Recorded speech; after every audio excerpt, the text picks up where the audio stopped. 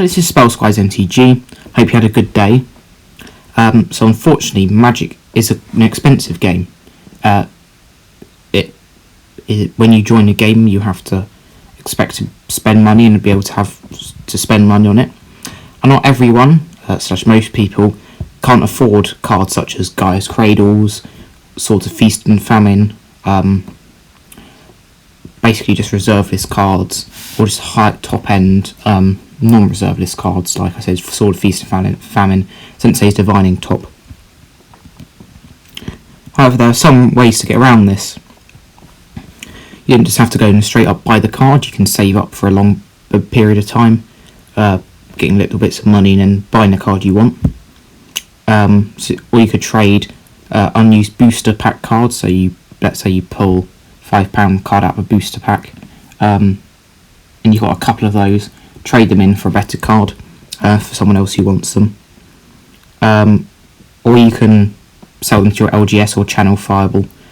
My LGS doesn't buy cards, but yours might. It's worth trying. Another thing you can do is get budget decks, like the ones which Commander's Quarters do. They're very powerful for the price. There's a lot of commanders which you can build quite cheaply, like Tauran Sky Summoner, where you can make Counterspell Tribal, and with these budget decks you can gradually upgrade them over time, adding improvements, and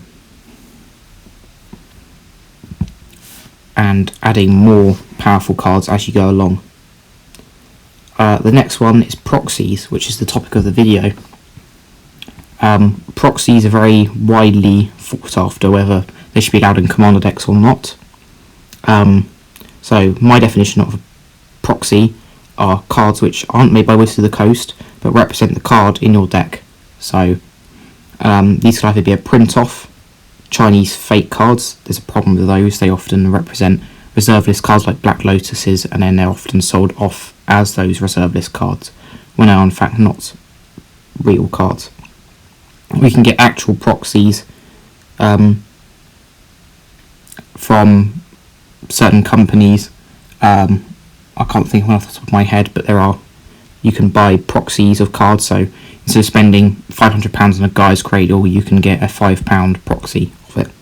And on those cards, they usually say proxy in the text box, so you know it's not an actual Magic card. These are problematic in tournaments because proxies may feel different. They might not be as good quality. They might be a bit more shiny, and they can be found easily when shuffling your deck, or they might not shuffle the same as other cards, so they might always end up on the top of your deck, for example. However, Commander doesn't have any tournaments, and players often have sleeve cards because they want to protect their decks.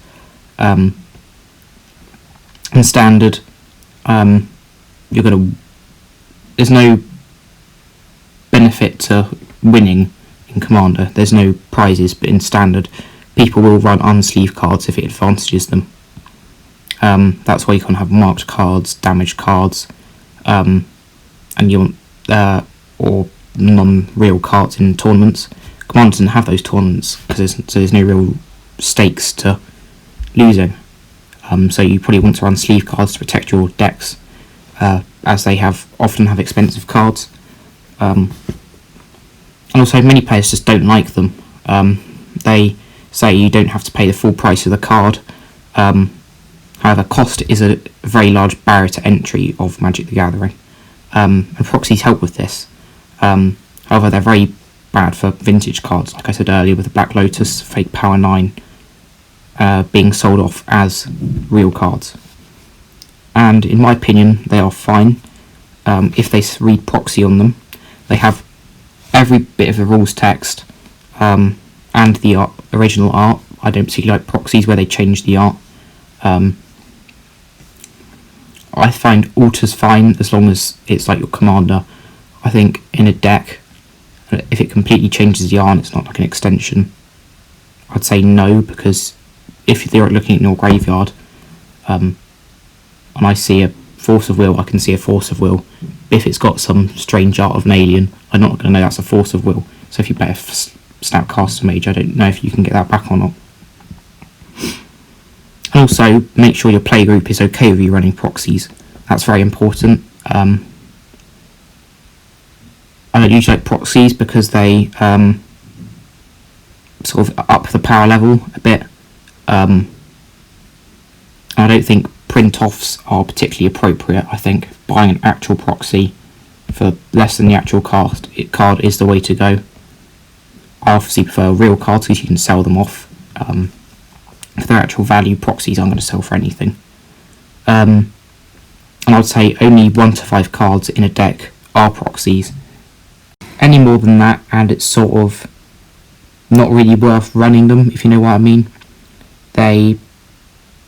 You might as well just run normal cards in there, because if your deck's going to be entirely proxies, you're going to be running those optimum cards. The deck's probably going to be too powerful for casual groups, unless of course you're playing CDH and you want proxies in there because you can't afford CDH decks. They often allow proxies, and in like casual groups they can often make unfun instances in a game, and Commander is probably the most fun format because you get to do what you like. There are people blowing up your lands most of the time anyway. Generally just being resource denial, although if you're playing CDH you expect that. You're not going to groan if someone plays Armageddon. So I think that'll be all for today. Thank you for watching and goodbye.